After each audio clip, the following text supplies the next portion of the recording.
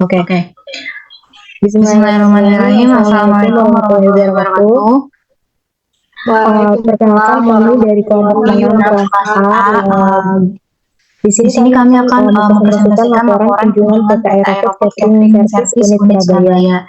Di sini ada beranggota kami ada 5 orang. Yang pertama ada Natasha dengan D2B0302, dengan Sulayawi dengan D2B0107, Zidni dengan D2B0312, dengan Tias dengan D2B013 dan Amira dengan D2B02309. Next. Yang pertama yaitu gambaran umum PT Aerofood Catering Service, deskripsi lahan dan sejarahnya. PT Aerofood atau ACS Unit Surabaya merupakan catering penerbangan yang beralokasi strategis di kawasan Bandara Internasional Juanda, Kabupaten Sidoarjo, Jawa Timur, sehingga memudahkan proses produksi dan distribusi makanan ke pesawat secara cepat dan tepat waktu. Lahan dan fasilitas yang dimiliki digunakan sebagai dapur produksi terpadu untuk perencanaan menu, pengadaan dan penerimaan bahan, pengolahan makanan hingga distribusi dengan sistem kerja bergilir menyesuaikan jadwal penerbangan. Sejak berkembang sebagai industri jasa boga berskala internasional, Aerofood ACS Surabaya melayani puluhan maskapai domestik dan internasional dengan produksi jutaan porsi per bulan serta telah disertifikasi ISO 22000 terkait sistem manajemen keamanan pangan. Selain in-flight catering, perusahaan juga berekspansi ke layanan catering rumah sakit, industri, dan perusahaan multinasional. Didukung oleh ratusan pegawai dan terorganisasi per departemen untuk menjaga mutu, keamanan pangan, dan kepercayaan pelanggan. Selanjutnya, visi dan misi. Yang pertama yaitu visi to be the leading premium quality food and service provider in ASEAN. Yang kedua, misinya yaitu memberikan pelayanan operasional secara sempurna untuk Garuda Indonesia dan pelanggan terhormat lainnya. Yang kedua, pendekatan kepada pelanggan untuk membangun hubungan kemitraan jangka panjang atau customer intimacy for long-term relationship. Yang ketiga yaitu memaksimalkan nilai perusahaan bagi para pemegang saham dengan mengimplementasikan budaya perusahaan IFRS.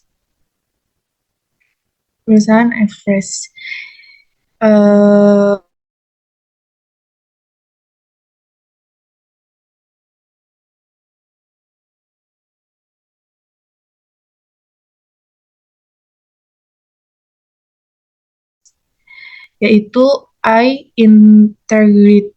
Oke, yang lanjutnya ini struktur organisasinya yaitu tenaga kerja, direktur utamanya yaitu jumlahnya 1, manajer chef yaitu 4, manajer operation yaitu 1, kepala departemen yaitu 10, staf departemen yaitu 22, jumlahnya 38.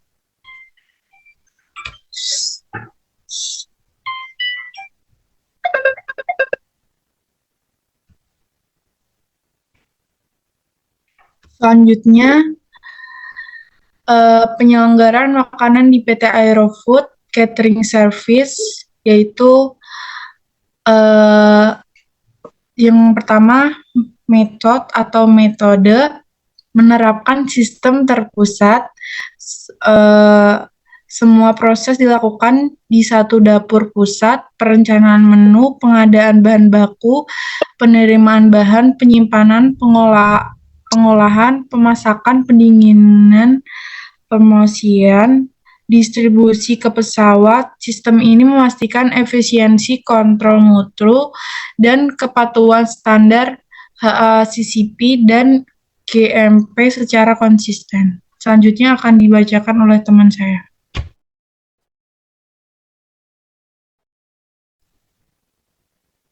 Dua, sumber daya manusia.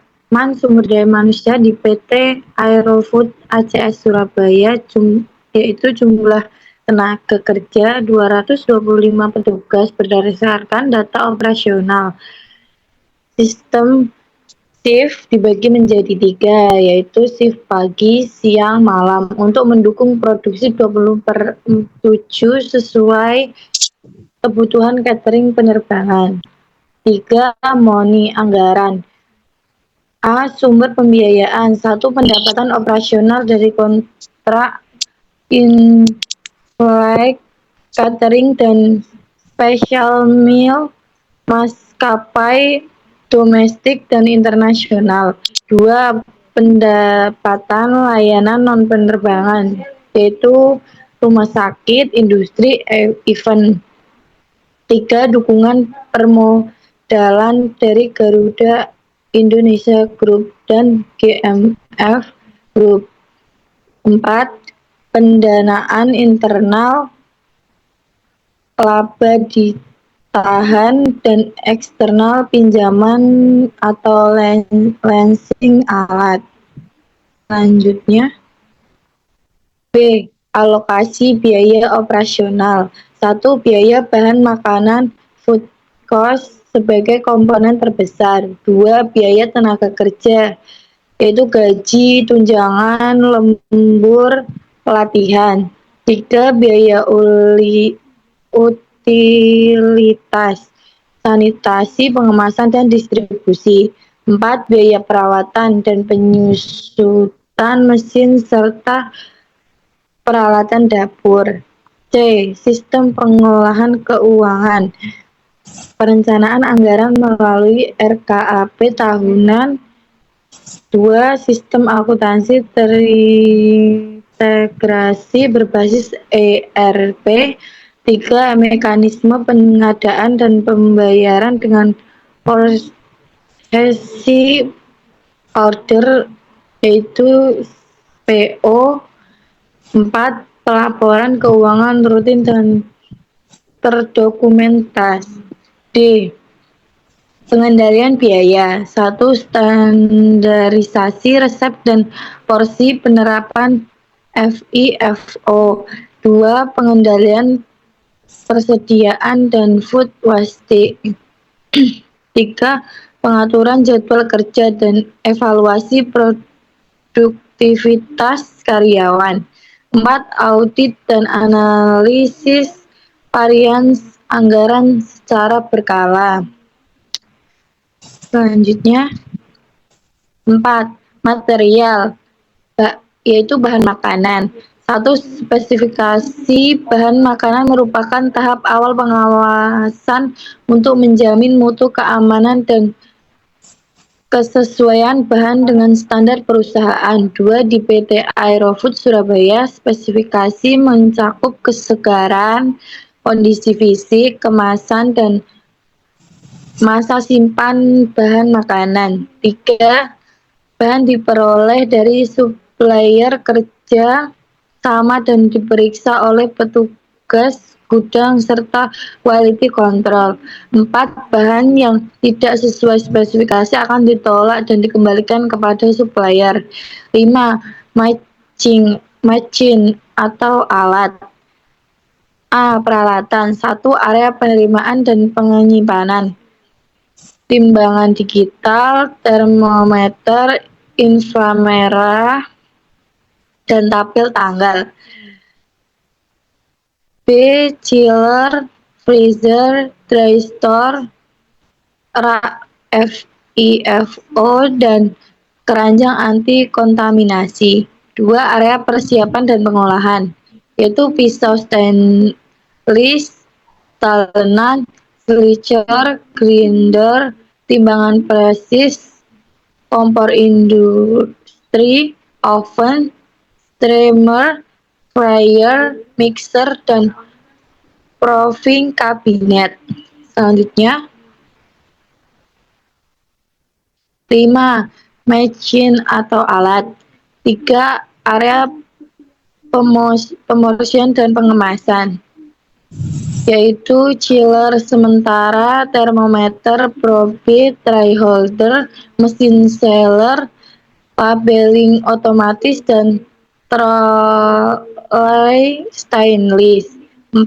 Area pencucian dan sanitasi, yaitu dishwasher otomatis, jet cleaner, UV sterilizer, bak deterjen atau disinfektan, dan alat uji pH dan klorin. 5. Area pendingin dan penyimpan, yaitu flash chiller, chiller holding, freezer produk jadi data logger suhu, dan troli tertutup. 6. Area pendistribusian, baik truk, kendaraan berpendingin, troli, catering, barcode scanner, dan pengecekan suhu akhir. Selanjutnya, B. Proses. 1. Perencanaan makanan, yaitu perencanaan makanan menerapkan sistem HACCP untuk menjamin keamanan pangan catering penerbangan. B. Dibentuk tim HACCP multidisiplin dari divisi QHSE. C. Proses mencakup mendeskripsikan produk, yaitu bahan baku, metode pengolahan, pengemasan, penyimpanan, masa simpan, dan distribusi. 2. Penerimaan bahan makanan, melibatkan supplier, gizi, receiving, accounting, dan chef. B. Batas kritis, yaitu suhu ayam beku kurang lebih -8 derajat Celcius dan kondisi masih keras. Bahan tidak sesuai ditolak dan dikembalikan ke supplier. D. Bahan yang lolos langsung disimpan di freezer untuk menjaga mutu dan keamanan. Selanjutnya akan dibaca oleh teman saya. Yang ketiga ada penyimpanan bahan makanan.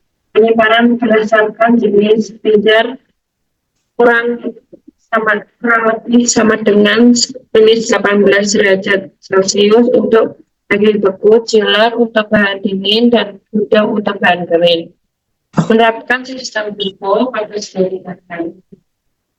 Monitoring suhu dilakukan rutin setiap 4 jam. Penyimpanan suhu segera ditangani untuk mencegah pertumbuhan hipoka. Yang keempat ada persiapan bahan makanan.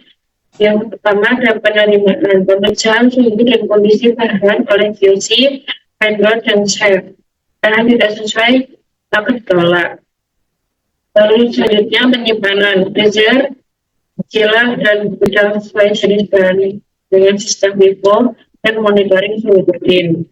Yang terakhir ada TOWI, yaitu cairan daging beku dapat di luar khusus bersuhu terkendali sebelum pengelolaan untuk mencegah pertumbuhan mikroba. Lalu yang kelima ada pengelolaan bahan makanan, yaitu yang pertama ada pemasakan, yaitu ayam dimasak hingga suhu inti lebih sama dengan 74 derajat Celcius untuk menjaga keamanan pangan. Lalu yang ketiga ada blast chilling, yaitu pendinginan cepat hingga kurang lebih sama dengan 5 derajat Celcius dalam kurang sama dengan 4 sampai 6 jam untuk menjaga pertumbuhan bakteri. Contohnya rekomendasinya yaitu dilakukan interval 7 hari, makanan dikasih disuapin dan diambil sebelum disimpan. Yang pertama ada penyajian makanan yaitu dry setup, yaitu menyusun makanan dan komponen kemudian sesuai standar safety untuk maskapai. Ada final salting, penyimpanan pada suhu minus 40 hingga 500 sebelum distribusi. Karena dapat substansi mengirim pesawat menggunakan melalui khusus yang untuk pemanasan ulang di delay. Selanjutnya bisa dikatakan saya. Oke, selanjutnya ada pendinginan dan penyimpanan produk. Distilling pendinginan cepat dari 60 derajat Celcius ke kurang lebih 5 derajat Celcius dengan pengawasan waktu dan suhu sesuai HACCP. Penyimpanan akhir disimpan di chiller atau holding room bersuhu terkendali sekitar 0 sampai 5 derajat Celcius. Sistem FIFO, batas simpan maksimal 48 jam untuk produk jadi. Selanjutnya ada keamanan dan hygiene. Penyimpanan hygiene berlabel bebas hama dan mendukung traceability. Yang 8 ada pendistribusian makanan disimpan sementara di holding room bersuhu minus 1 derajat Celcius hingga 5 derajat Celcius. Yang kedua ada pengiriman menggunakan produk dengan dry ice bila diperlukan. Yang ketiga ada distribusi ke pesawat memakai kendaraan pendingin. Yang terakhir ada makanan disimpan di delay dan dipanaskan kembali sebelum disajikan.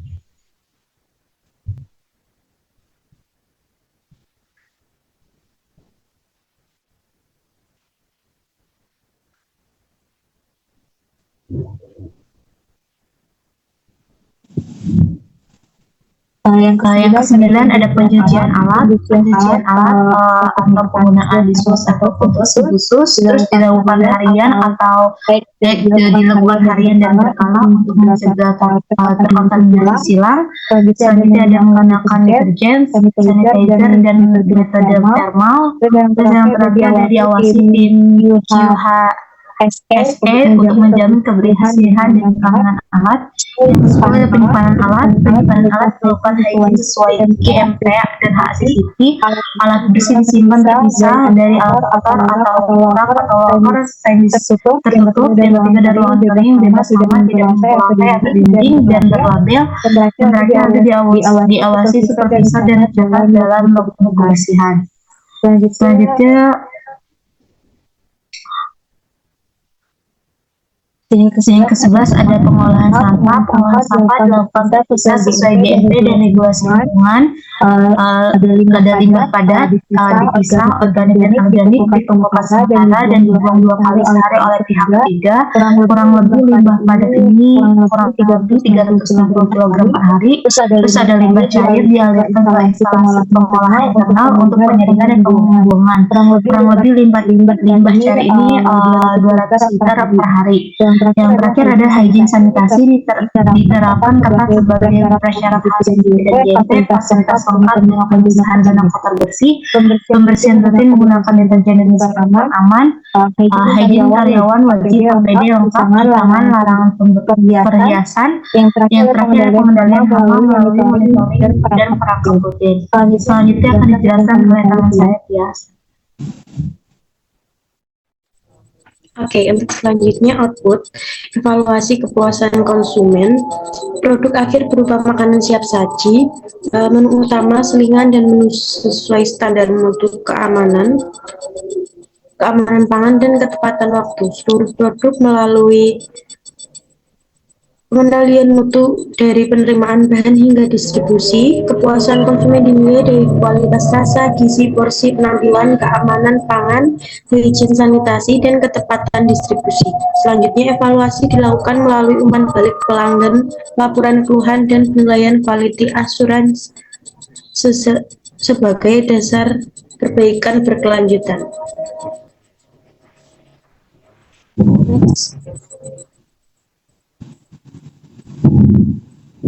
Kesimpulan dan saran. Untuk kesimpulannya, PT Aerofood ACS Surabaya menerapkan sistem penyelenggaraan makanan terpusat dengan standar internasional HACCP dan ISO 22000.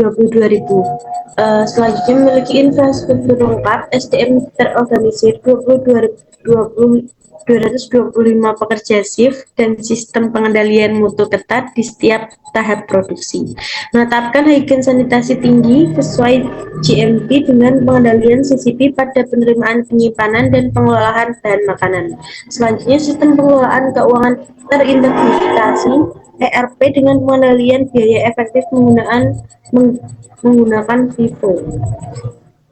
Kemudian sarannya, yang pertama, monitoring suhu, tingkatan penggunaan termometer probe untuk mengukur suhu inti saat pemasakan. SDM, lakukan pelatihan berkala tentang food safety dan HACCP. Selanjutnya ada digitalisasi implementasi monitoring real time untuk suhu dan tracking distribusi. Selanjutnya, inovasi menu. Kembangkan menu sesuai tren dan kebutuhan diet khusus konsumen. Untuk evaluasi konsumen, perkuat sistem feedback dan survei kepuasan secara berkala. Untuk sustainability, kurangi food waste dan tingkatkan program ramah lingkungan. Yang terakhir, compliance atau monitor perubahan regulasi untuk mempertahankan sertifikasi. Oke, Baik.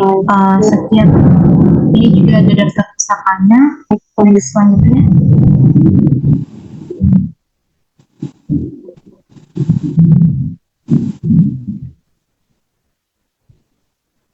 Next slide.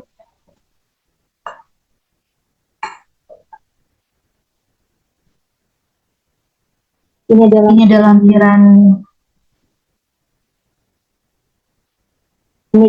lampiran kegiatan kami selama di PT Aerofood. Oke, sekian dari kelompok kami. Kurang lebih mohon maaf. Wassalamualaikum warahmatullahi wabarakatuh.